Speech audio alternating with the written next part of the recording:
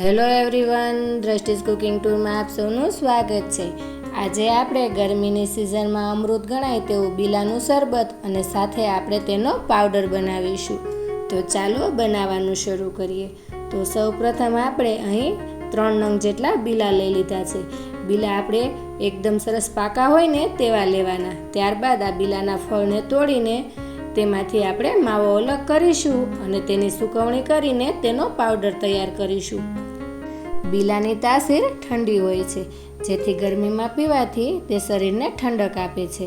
તો અહીં મેં બધા જ બીલાને 2 ભાગમાં કરી લીધા છે। તો હવે આપણે એક ચમચી લઈને તેનો માવો એક ટ્રેમાં કાઢી લઈશું।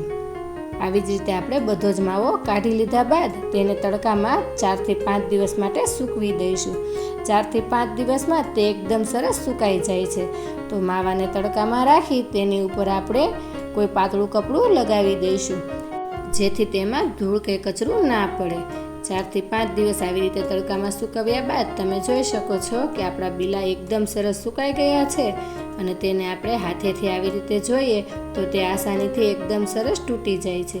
આવી રીતે એકદમ સરસ બીલા સુકાઈ જાય ને ત્યારબાદ મિક્સર જાર લઈને તેમાં આપણે તેનો પાવડર તૈયાર કરીશું। તો હવે એક મિક્સર જારમાં આપણે થોડા થોડા ટુકડા ઉમેરતા જઈશું અને પાવડરને તૈયાર કરી લઈશું। આ પાવડર ખૂબ જ ગુણકારી હોય છે અને તમે તેને 1 વર્ષ સુધી ફ્રીજમાં અને 6 મહિના સુધી ફ્રીજની બહાર પણ સ્ટોર કરી શકો છો। જો તમે ડાયાબિટીસ પેશન્ટ હો તો અડધી ચમચી પાવડર તમે દર 3 દિવસે લઈ શકો છો અને આ પાવડર તમે પેટના રોગોમાં પણ પી શકો છો। આ પાવડર સ્કિન માટે પણ ખૂબ જ ફાયદાકારક છે। આવી રીતે 1 ચમચી પાવડરને તમે પાણી સાથે અથવા તો શરબત બનાવીને 2 થી 3 દિવસે એકવાર પી શકો છો। તમારે શરીરમાં જો વિટામિન ઘટતા હોય તો તેની ઉણપને પણ આ બીલાનો પાવડર શરબત અથવા તો એમ જ પીને તમે લઈ શકો છો। તે વિટામિનની ઉણપને પણ દૂર કરે છે। તો આ પાવડરને આપણે એક સાફ બરણીમાં ભરીને 1 વર્ષ સુધી સાચવી શકીએ છીએ। તો મેં અહીં તેને એક બરણીમાં ભરી લીધો છે। હવે આપણે તેનું શરબત બનાવીશું। તો શરબત બનાવવા માટે એક બાઉલ લઈ લઈશું અને તેમાં આપણે 1 ચમચી બીલાનો પાવડર ઉમેરીશું।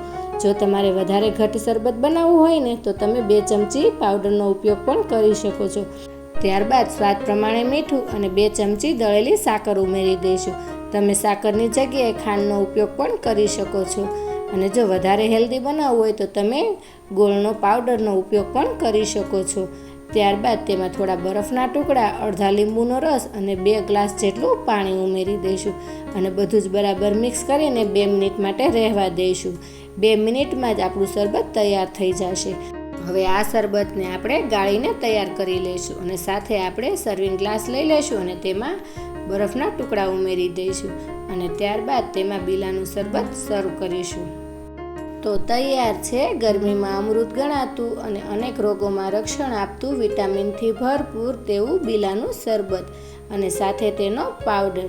તો તમે એકવાર આ પાવડર અને શરબત જરૂરથી બનાવજો અને કોમેન્ટમાં જણાવજો કે તમને પાવડર અને શરબત કેવું લાગ્યું અને આ સાથે મારી ચેનલને લાઈક, શેર અને સબસ્ક્રાઈબ કરજો।